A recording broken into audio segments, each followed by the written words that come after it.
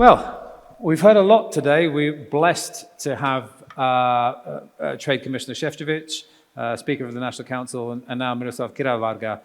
The USA and trade relations, who wins? This is such an open-ended question.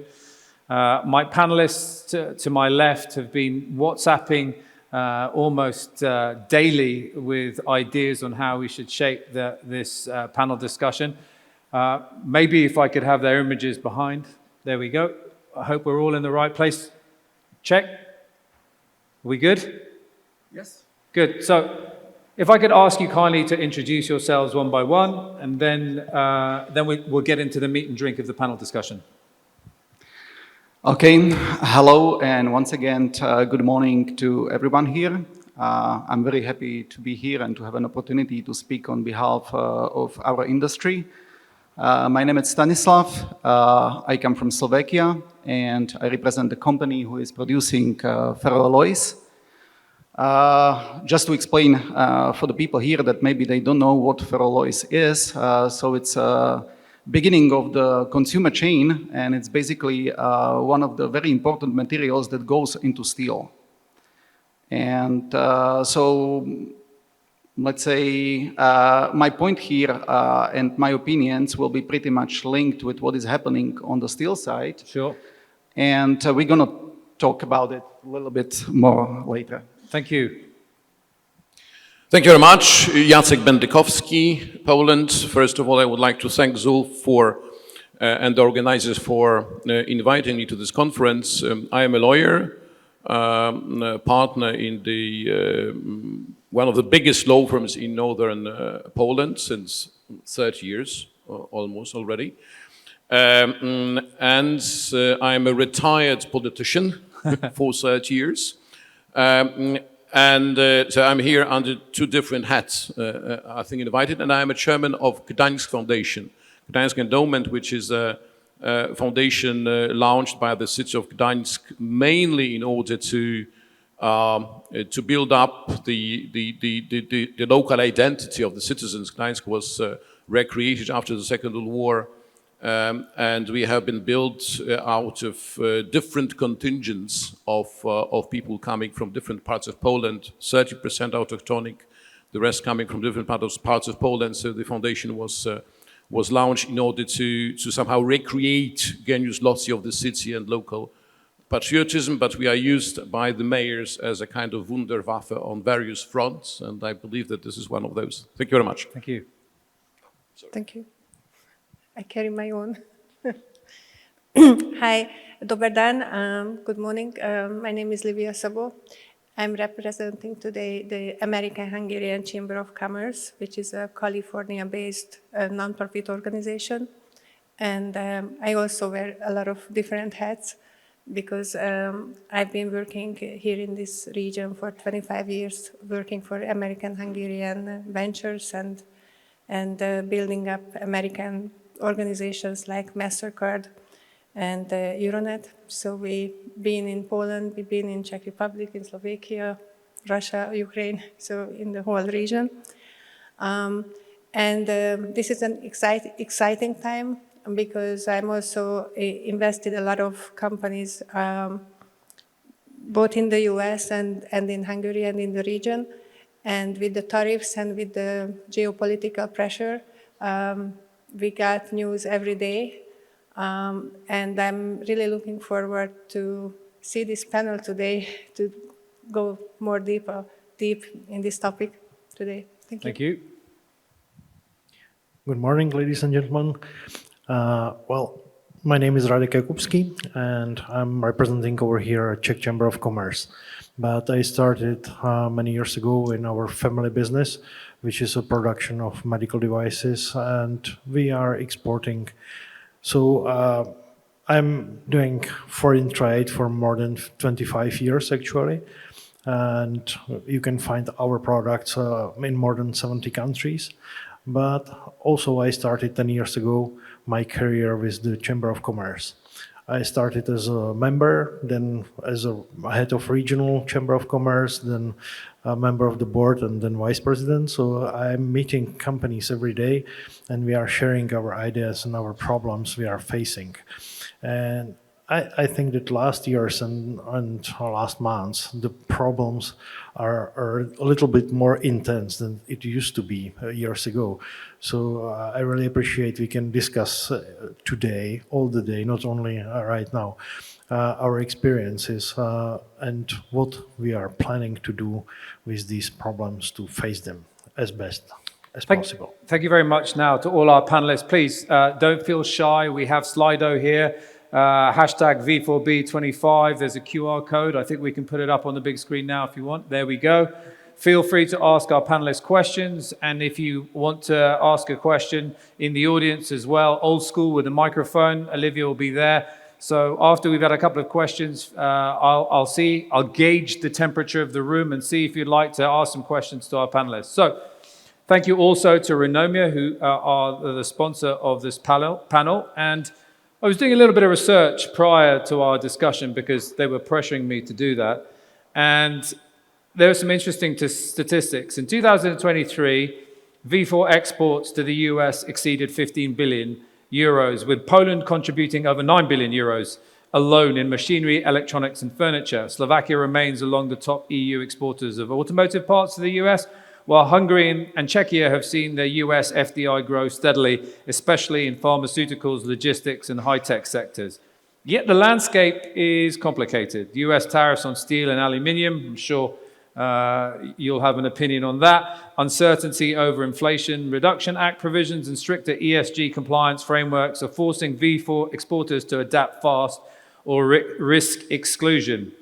Meanwhile, there's a new wave of strategic American reshoring efforts raising the questions, are we partners or are we competitors or are we both? So this panel is going to try and explore some of those ideas. And one of the questions my experts here, and it's quite a trade chamber-heavy panel here. We've got GDANSK Foundation, American-Hungarian. We've got Czech chamber there, and I represent a chamber as well.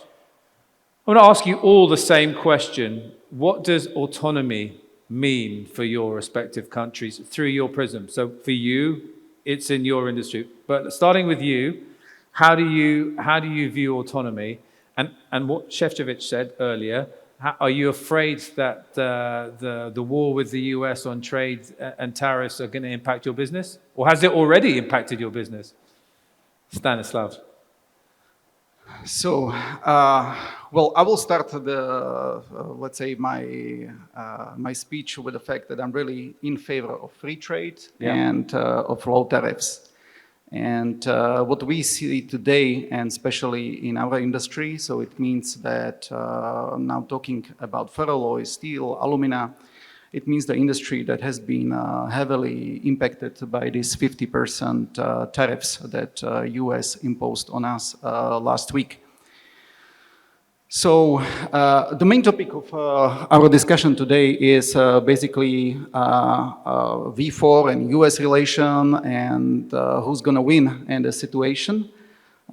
So my opinion, nobody's going to win. And in this situation, I see only losers. The only question is who is going to be a bigger loser.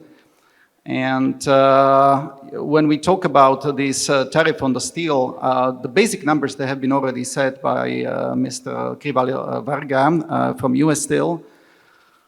So we see that there is a steel being imported from Europe to US in about 4 million tons per year, which is of course now let's say questionable what's going to happen with that, and it's going to be very difficult for the European steel mills to supply US market. And then we have 27 million tons of other steel that was flowing to US from another sources. And because of these tariffs, it's going to have to look for the new place to go, and most likely at least for now, it seems that the most interesting market for this steel is going to be Europe. So, So they're creating a little bit of a bubble within the European Union. exactly. But of course, eventually it's going to hurt also American consumers because the steel there, it's going to get more expensive, which means the price of the products that's using the steel, which is basically the construction, cars, everything that you can imagine, the price of these consumer products, it's going to rise. So it's Nothing but losers is what you no-win situation in our opinion. But I think what we need to address the most, it's not only about the tariffs. Tariffs are here, and it's relatively, we had it in 2018, then it was cancelled, now it is reinstated again, even though it's not 25, but it's 50%. But I think we have to address the biggest problem of the Europe that we have, at least the industry I'm talking about, and that's energy-intensive industry. The main problem we have to address, we are losing competitiveness. And having tariffs or not having tariffs, that's an important question and things to talk about. But I think what first needs to be addressed, it's the competitiveness of the energy-intensive industry in Europe. And the main problem that we are facing and we see today, and Mr. Šefčovič already mentioned that, are the high prices of the energy in the European Union. And on the top of that, it's not only high energy prices, but we have also higher emission costs. So all this, it's creating an environment where basically, and now having tariffs or not having tariffs, it's important, but we need to focus on the competitiveness of the European steel industry and the energy-intensive industry. Thank you very much for your comments. In fact, now I've been doing this conference for 4 years, and it strikes me that there's always bad news. Imagine we had a panel on the amazing effects of collaboration. Hopefully one day that's okay. The EU competitiveness panel will be with Anna Lvova a little bit later. So there's another discussion specifically on EU competition. Energy security is obviously critical. Jacek, putting on your pulling on your hat representing Poland. Donald Trump, we know, is a very divisive figure. He says something on a Monday and then on Tuesday he changes his mind completely. The rest of us in Europe have to adapt to this. He actually said Europe is dying, we're so slow, we're so legislative, we're so passive, we have these strict structures, we have these archaic principles that prevent us from developing our economies proactively. How does that impact a nation like Poland, who seems pretty resilient? So if I'm not mistaken, Poland will be the 10th largest economy, or is the 10th largest economy in the world, and stands to overtake Great Britain by 20s. Or stands to overtake. You are very kind. Yeah. We are 20s right now. I mean, in 2025.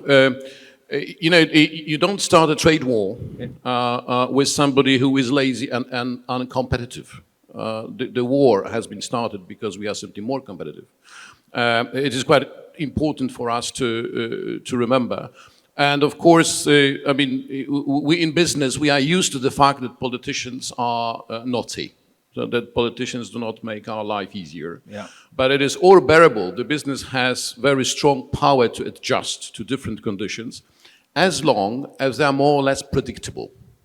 There is certain fixed ideology, set of values behind, so you can predict more or less what may happen. Sure. The problem with the current administration under Donald Trump is that it is totally unpredictable, what you have just said. And it definitely creates a certain problem. I believe, following what Stano said, that the ones who will lose most will be definitely American taxpayers and American business, because it is the case that the countries which are over-protectionistic, they lose always more than those who are theoretically should suffer. One more comment regarding statistics. Actually, Polish added value in export to the US amounts actually to a little bit more than 23 billion euro. However, only 43% of that is our direct export to the US. 57% goes indirectly through, for instance, vehicle parts, which we export to Germany or Slovakia or Czech Republic, but as well, for instance, to Canada or Mexico, which will have different tariff. Okay, so Poland will be very strangely affected. We in Pomerania We are in that situation quite happy that the biggest American investments we have are in services. We have the second largest R&D center of Intel, employing more than 4,000 people.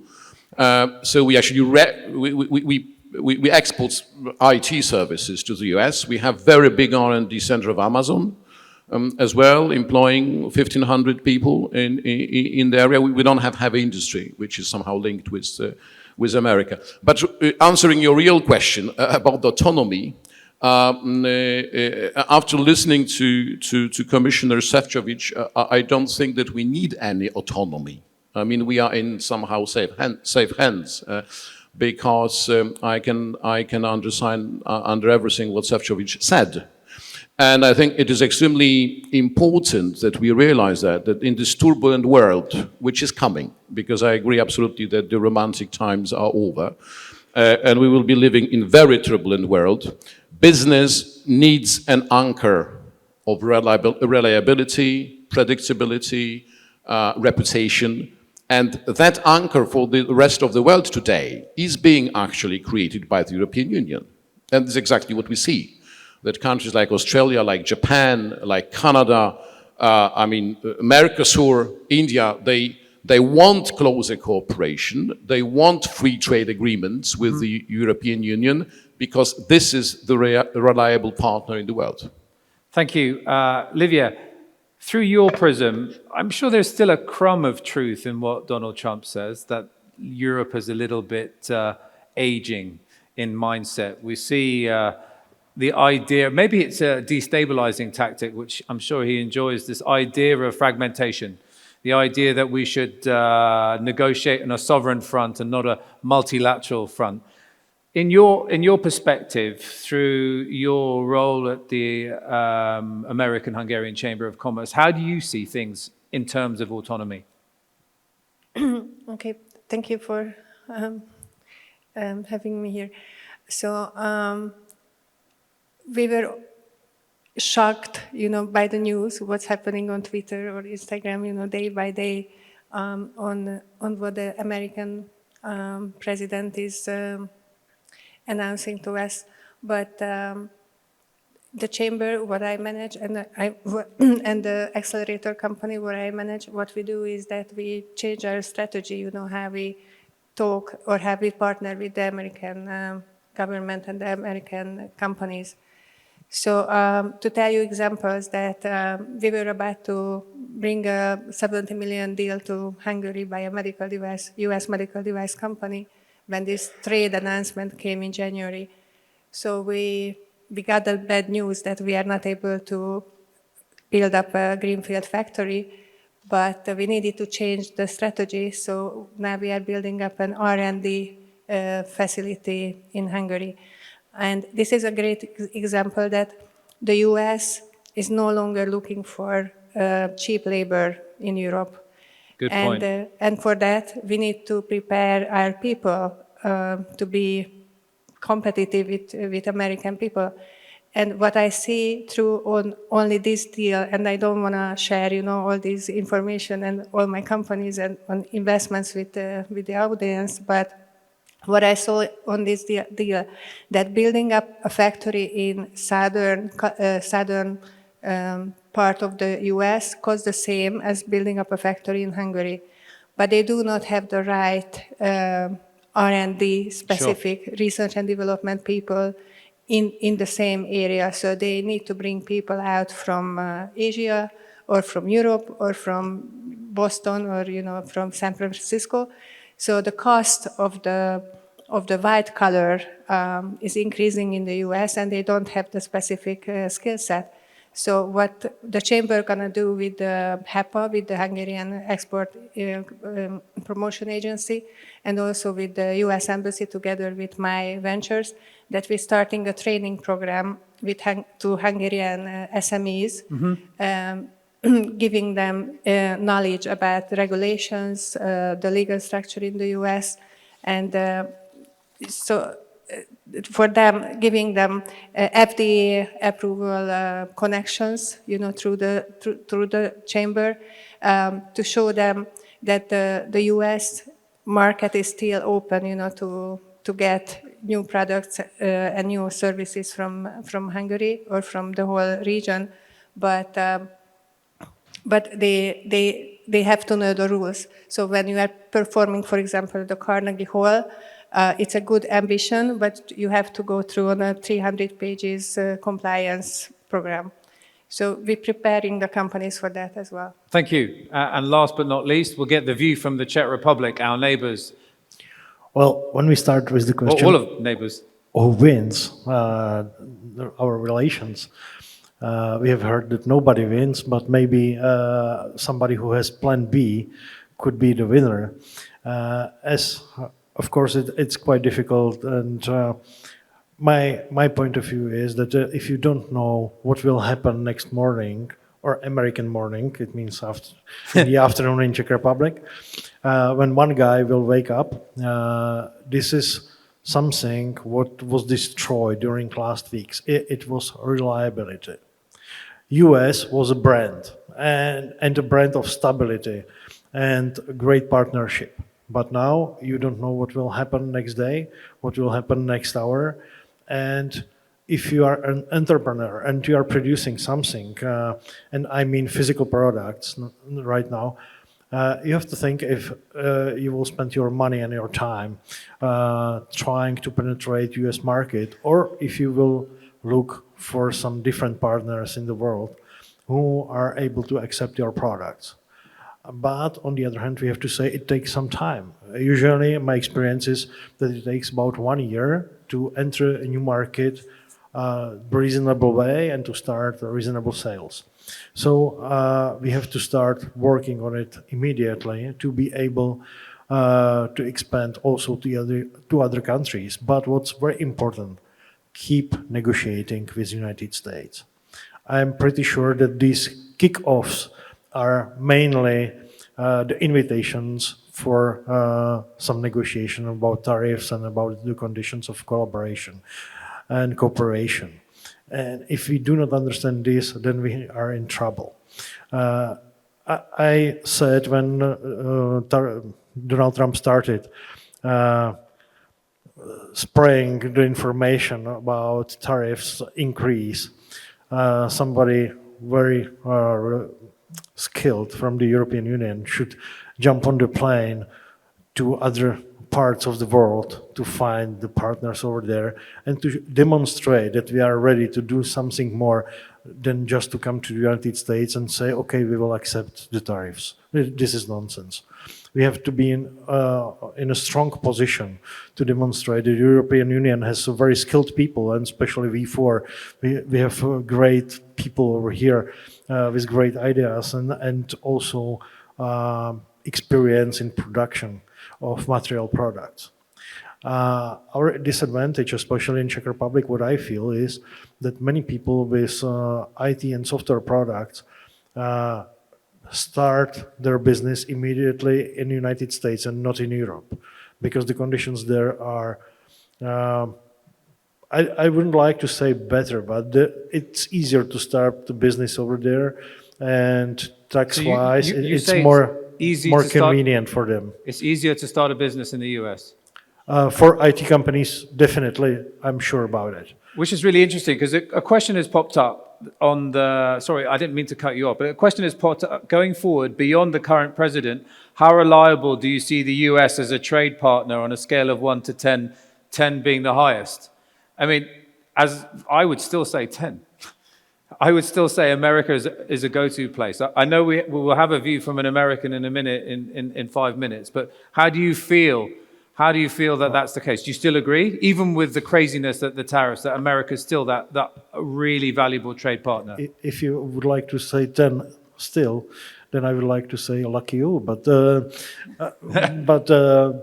last week I had the opportunity to discuss with one guy producing some agricultural machines, and he told me that the most crucial point was when the tariffs has changed many times already, they never know if the tariffs are for the products which are already on the way or not. If it was already loaded on the boat, sure, will the tariffs affect or not? And this is something what they are facing every day now. So Jacek? it's not 10 for me, I'm sorry. It used to be 10. It is definitely today much lower because, as I said, you gain reputation for decades. You lose it very quickly. And it is not so that Trump is unpredictable for us. He's unpredictable for his own market because the steel from Slovakia is being acquired by American manufacturers. They don't know today what kind of tariffs they will buy, what price will be. And they are in a really difficult position, euphemistically speaking, in a room of gentle and well-mannered people.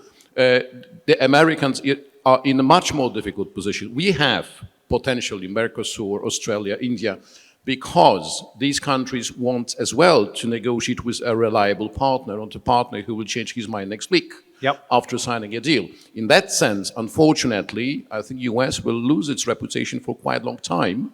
And potentially, with the new president, it will regain it, but it will require time. I think the world will look at the US as a suspicious creature and will look for much bigger differentiation of portfolio. I mean, we cannot be dependent on one market so much. I completely agree with what you're saying, and without skirting a political fine line, we still see a lot of the world trading with Russia currently, even though they have been deemed an unreliable partner for what they are doing in Ukraine, and yet business still carries on. So there's a level of hypocrisy that we all suffer from as long as our businesses flourish. Livia, in your mindset, the whole emphasis of our conference is to reunite the Visegrad through business.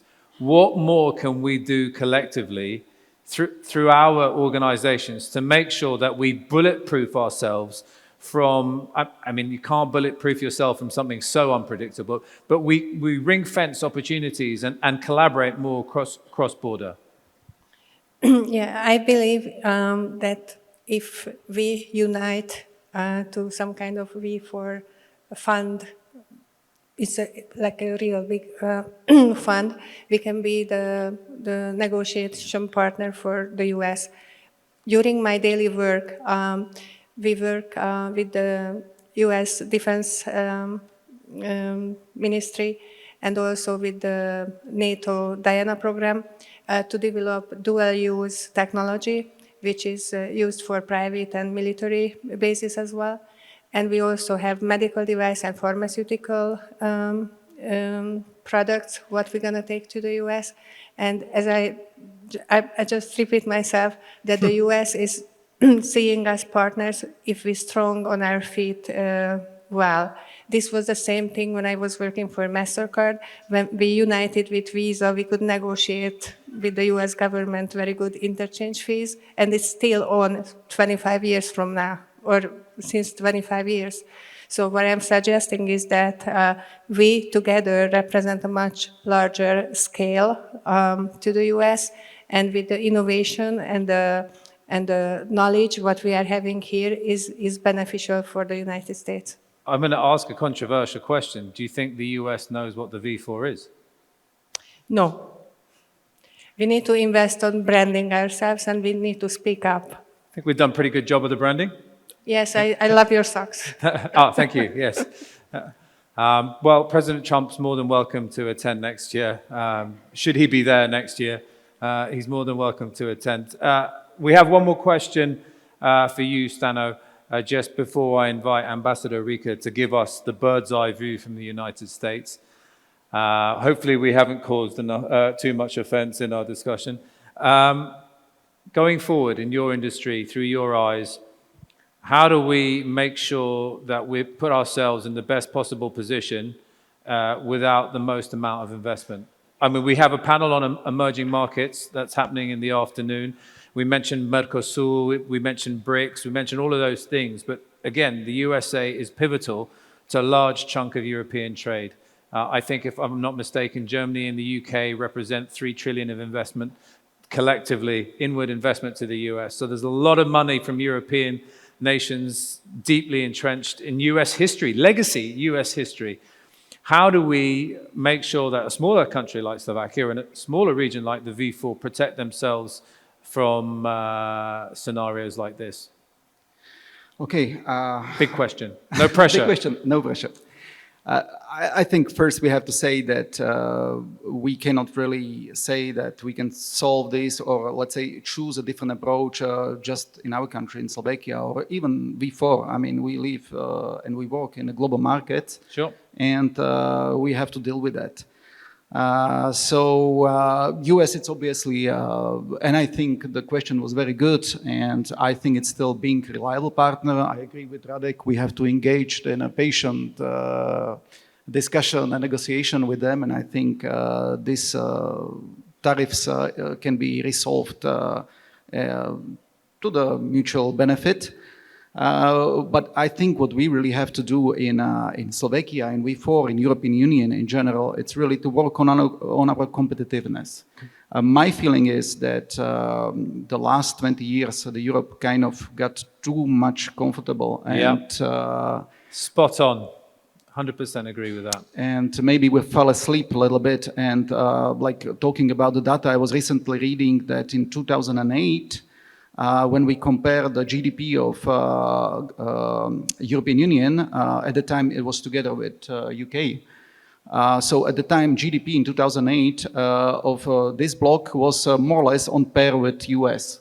25 years after, we dropped to about 70%.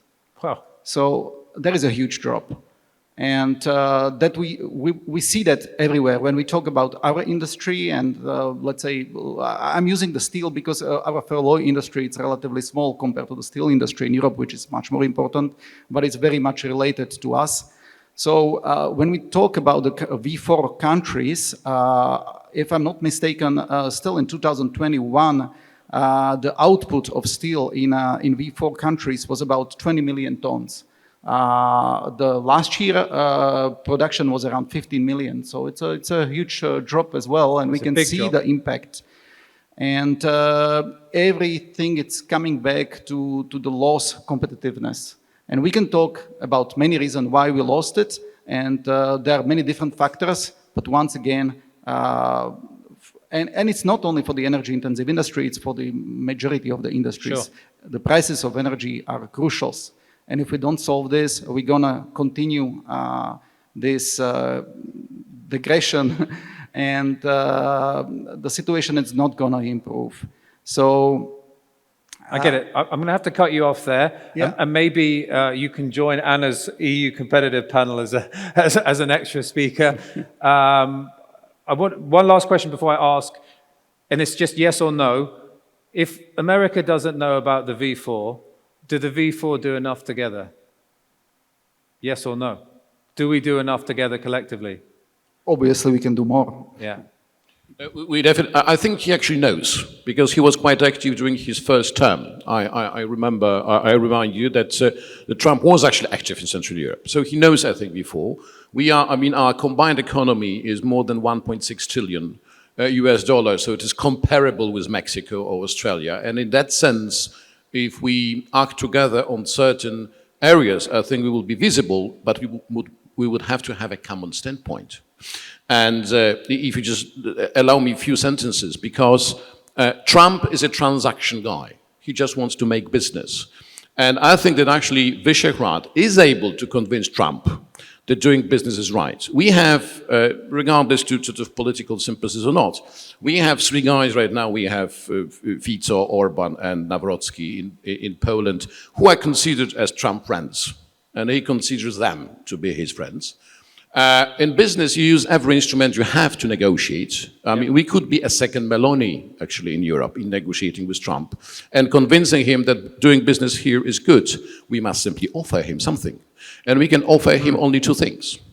One is weapons, import of weapons. We anyway have to remilitarize. And we could negotiate with the Union that 50% of SAFE should be allocated for European manufacturers, 50% for American. It is 75 billion euro per annum. It is almost covering the gap. And then, sorry to mention this, it's oil and gas. Because what Trump wants is to export American gas and American oil. He once said during his first term, he is not going to protect Europeans who are importing oil and gas from Russia. Yep. He will not defend them from Russia. And I think that one of the things which we can reconsider as well is importing gas and oil from the US. Poland actually has free capacity in its pipes for oil to export it south. So technologically, it is not a problem. And Poland has as well today the capacity to export gas. So as well, American gas if it comes. So we actually have the ability to be the game changer in these negotiations if we act together. Thank you. I'm now going to invite Ambassador Philip Reeker, partner and lead of the Europe and Eurasia practice at DGA-Albright Stonebridge Group, if he can give us the viewpoint from the United States.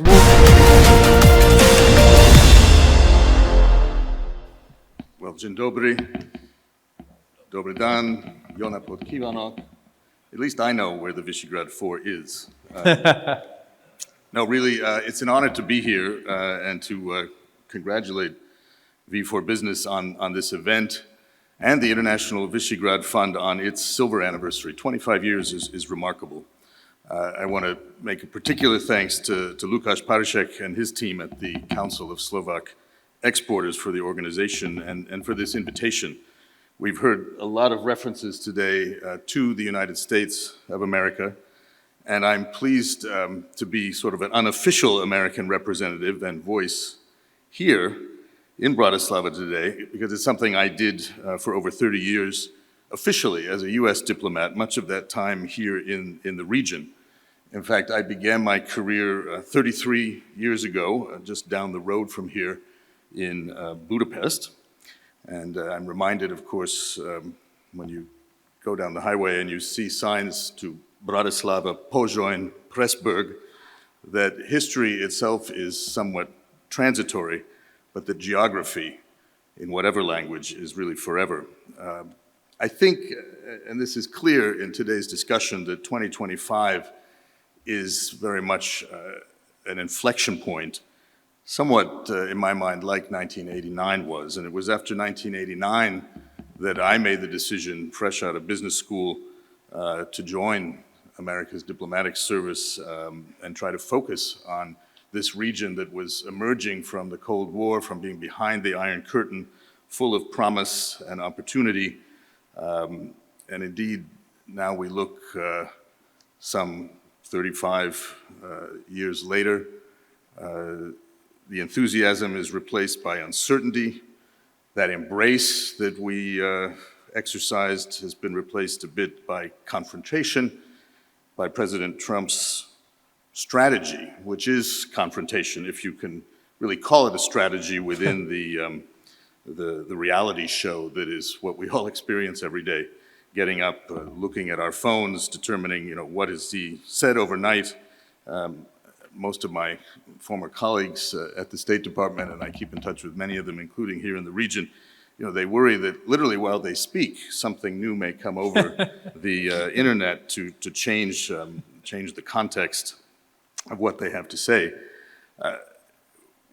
I think it's really important, however, to keep in mind that relationships between countries, between regions, the transatlantic relationship, the US-Europe relationship, the US-EU relationship, and there is a difference there. The UK, for instance, is still part of Europe, something I had to remind them when I spent a year as the interim US ambassador in London from 2021 to 2022.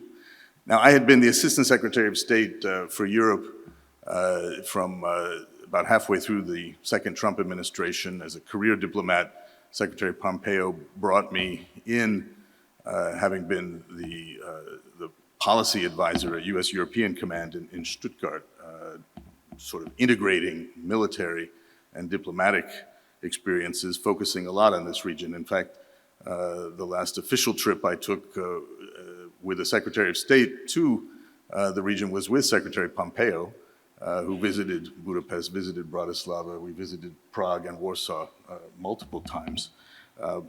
Secretary Blinken then asked me to stay on through the transition, which I did gladly. He had a long and strong history here in Central Europe.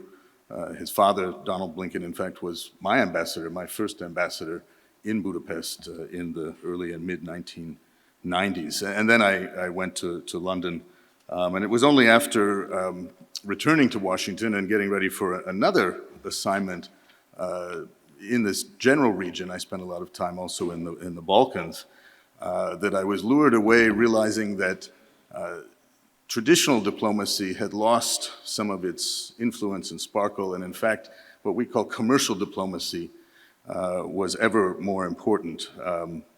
And so I moved to the private sector. I made a transition 2 years ago to the firm that Zulf mentioned, DGA Group. The Albright Stonebridge Group is a business unit of that, and we focus on commercial diplomacy, what we call commercial diplomacy, understanding policy contexts, shaping the policy landscape for clients in the private sector or also large foundations, developing policy solutions, navigating and engaging strategically to help business invest, trade, partner through these very difficult times. I lead the Europe practice there, and we increasingly look at this region, including the Visegrad 4, as one that holds great promise. We heard about Poland's tremendous growth in terms of its economy and how through some challenging times as well, Poland has grown to be one of the largest economies in Europe, and you can see Poland flexing that muscle, that influence, also militarily, which is critically important because let's not forget, and this is a subtext of President Trump's message, is that security is critical. Without security, you cannot have economic growth and prosperity. And part of his message, blunt and coarse as it may be, is that, for too long, Europe has relied on the US for security. And while I think we can see and expect, we'll see later this month at the NATO summit in The Hague, that the US will remain engaged. You don't hear the discussion that we heard a few years ago of the US leaving NATO, pulling out of NATO. No, we'll harangue and be less than diplomatic in a traditional sense, but with increased defense spending, we will continue to play a leading role. You've seen the president has nominated a new general, an American general, to be not just the head of US forces in Europe, but to be the Supreme Allied Commander and lead NATO.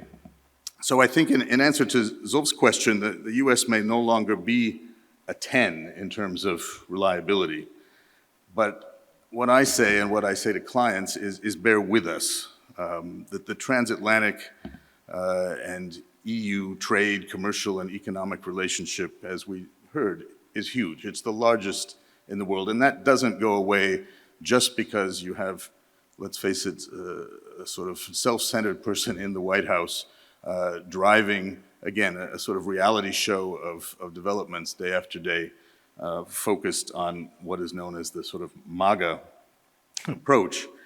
Within that, we need to foster the relationships between and among businesses, reaching out to those in positions of power, who are, of course, transitory in nature, to help influence those and to help better understand what is happening in terms of this commercial diplomacy.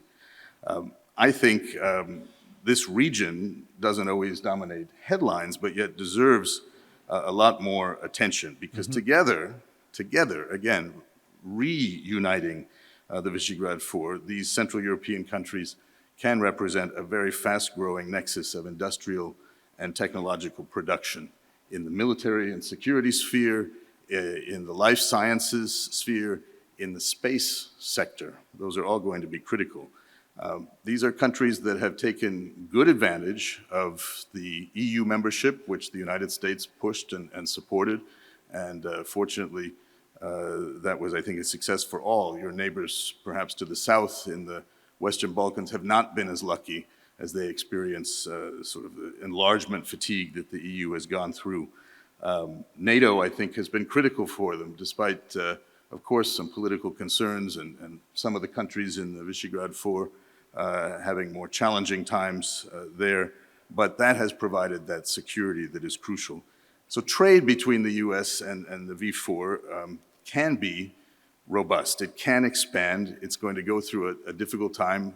It's great that we've heard from Commissioner Šefčovič, and I certainly wish him luck in what is bound to be, just by definition, working with the Trump administration, a difficult and bumpy road. But don't take literally everything you hear every day or everything you read in the tweets.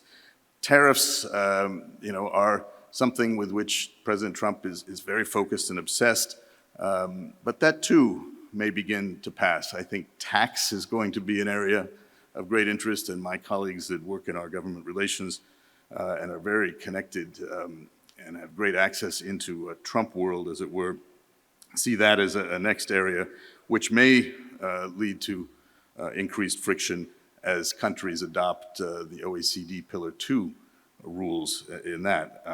All of this, of course, can disrupt confidence, especially in sectors that have tight margins, that are watching supply chains, the competitive labor costs and highly skilled engineering talent is critical to that. That, of course, reflects on what President Trump has tried to raise, the decline of American industrial base. Friend-shoring or reshoring in terms of bringing back manufacturing jobs. So I think there's an opportunity for the Visegrad 4 by working together, by seeking help to navigate Washington and working closely with your own diplomats and authorities, both in your capitals and in Brussels, but increasingly together, can make an important inroads into getting through this. And finally, there's a key workforce story here, I think, that's worth reminding people of: the Central European immigration. You see, immigration is very much part of the Trump agenda. It was part of the election. A focus on immigration, something that time and time again has come back as an area of great conflict, concern for American voters, easily manipulated politically and through populist tendencies. But it's good to remember that Central European immigrants played a foundational role in building not just American manufacturing, but building American power, building what we know as the USA in the 20th century in particular. And their legacy remains strong in the Midwest and their modern counterparts through student exchanges, mobility programs, technical partnerships, all of these things, some of which are coming under great pressure by the cuts and reorganization from the DOGE and from other elements of the Trump administration. Those do continue to shape our shared industrial base. And the US V4 relationship should be remembered as more than just trade statistics. It's a network of shared production and innovation and values. And it's values for American business, not just for the American leadership. So I suggest that we keep in mind that, and keep in mind that I think the United States is still a partner in building a resilient transatlantic manufacturing economy for the future. Thank you very much, Ambassador Reeker, for your comments. If you could kindly stay on the stage, we'll take a family photo. I would like to thank all our panelists for their contributions today. Please feel free to reach out to them. I'd like to thank Renomia as the sponsor of this panel, and all of you for your insights. I'm sorry it was cut short. We'll now break for a coffee. It might be reduced in time, but please, you've given us lots of food for thought, so enjoy it outside. Thank you very much.